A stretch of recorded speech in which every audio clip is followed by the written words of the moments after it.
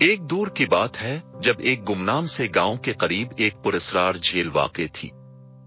اس جھیل کے بارے میں عجیب و غریب بات یہ تھی کہ اس کا پانی کبھی خشک نہیں ہوتا تھا، چاہے کتنا ہی قحط کیوں نہ پڑ جائے۔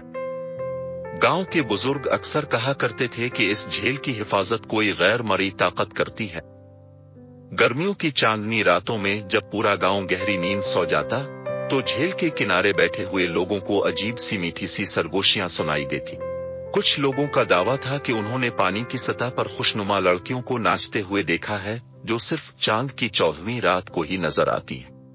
گاؤں کا ایک نوجوان دلاور جو حال ہی میں شہر سے تعلیم مکمل کر کے واپس آیا تھا، ان سب باتوں پر یقین نہیں رکھتا تھا۔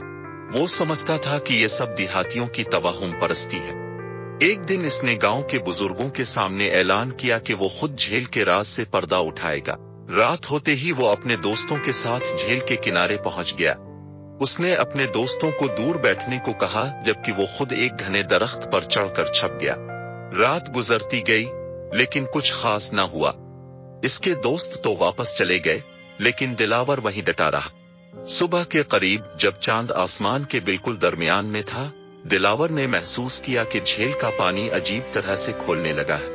پھر اچانک پانی کی سطح سے 6 حسین و جمیل لڑکیاں نمودار ہوئیں۔ ان کے چہرے ایسے تھے جیسے چاندنی میں نہائے ہوئے ہوں۔ ان کے لمبے لمبے بال جو کمر تک لہراتے تھے پانی پر پھیل گئے۔ دلاور کی سانسیں رک گئیں جب اس نے دیکھا کہ ان لڑکیوں کے جسم کا نچلا حصہ مچھلی کی مانند ہے۔ وہ پانی میں اچھلتی کودتی اور ایک دوسرے پر پانی کے چھینٹے مارتی تھیں۔ دلاور کو اپنی آنکھوں پر یقین نہیں آ رہا تھا۔ وہ درخت سے نیچے اترنا چاہتا تھا لیکن اس کا جسم جیسے سن ہو گیا ہو۔ اتنے میں ایک جل پری نے سر اٹھا کر درخت کی طرف دیکھا۔ اس کی نگاہیں بالکل دلاور سے جا ملے۔ دلاور نے دیکھا کہ جل پری کے چہرے پر خوف کی لہر دوڑ گئی۔ وہ فوراً اپنی ساتھیوں کو خبردار کرنے لگی۔ تمام جل پریاں فوراً پانی میں غوطہ لگانے لگیں۔ دلاور کو اپنی غلطی کا احساس ہوا۔ وہ تیزی سے درخت سے نیچے اترا اور کنارے کی طرف بھاگا۔ لیکن اب تک صرف ایک جل پری رہ گئی تھی جو پانی میں جانے کی کوشش کر رہی تھی۔ دلاور نے بے اختیار اس کی طرف ہاتھ بڑھا دیا۔ جل پری نے پیچھے موڑ کر دیکھا اور اپنی بڑی بڑی آنکھوں سے دلاور کو دیکھنے لگی۔ اس کی آنکھوں میں خوف کے ساتھ ساتھ ایک عجیب سی التجا بھی تھی۔ دلاور نے جل پری کا ہاتھ پکڑ لیا۔ اس کا ہاتھ بالکل برف کی طرح ٹھنڈا تھا۔ جل پری نے کہا، مجھے جانے دو، میں تمہاری دنیا کی نہیں ہوں۔ اگر تم نے مجھے روکا تو میں مر جاؤں گی، لیکن دلاور کے کانوں پر جوں تک نہ رینگی۔ اس نے جل پری کو کنارے پر کھینچ لیا۔ جیسے ہی جل پری نے پانی چھوڑا، اس کی دم غائب ہو گئی اور اس کے 2 خوبصورت پاؤں نمودار ہو گئے۔ جل پری رونے لگی۔ اس نے دلاور سے التجا کی کہ وہ اسے واپس پانی میں جانے دے، لیکن دلاور اس کی بات سننے کو تیار نہ تھا۔ وہ جل پری کو اپنے گھر لے آیا۔ رات بھر جل پری روتی رہی۔ صبح ہوتے ہی گاؤں والے دلاور کے گھر جمع ہو گئے۔ سب حیران تھے کہ یہ خوبصورت لڑکی کون ہے۔ دلاور نے سب کو بتایا کہ یہ اس کی رشتہ دار ہے جو دور دراز سے اسے ملنے آئی ہے۔ دن گزرتے گئے۔ جل پری جو اب اپنا نام نیہاروکا بتاتی تھی، دلاور کے گھر میں قید ہو کر رہ گئی۔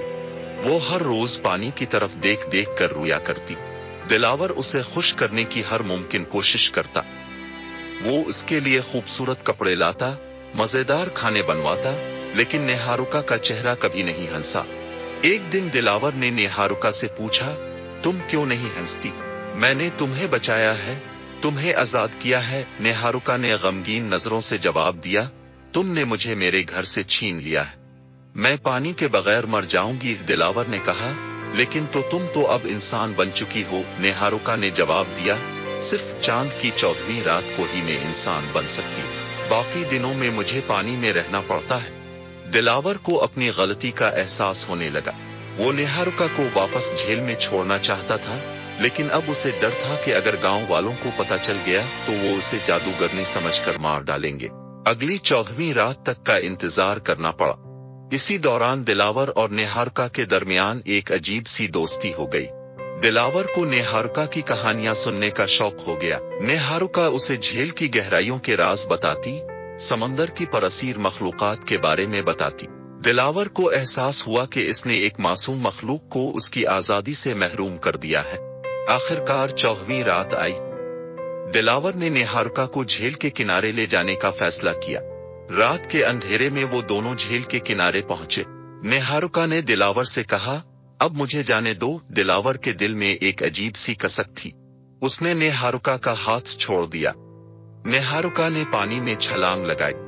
पानी की सतह पर एक चमकती हुई रोशनी नमूदार हुई और वो गायब हो गई। दिलावर अकेले किनारे पर खड़ा रह गया। इसकी आंखों से आंसुओं की एक लड़ी बह निकली। अगले दिन से दिलावर बदल चुका था। वो गांव वालों को झील के तकद्दुस के बारे में समझाने लगा। कुछ अरसे बाद वो गांव छोड़कर चला गया। कहते हैं वो एक बड़ा साइंसदान बना जिसने समुद्री मखलूकात पर बहुत तहकीक की।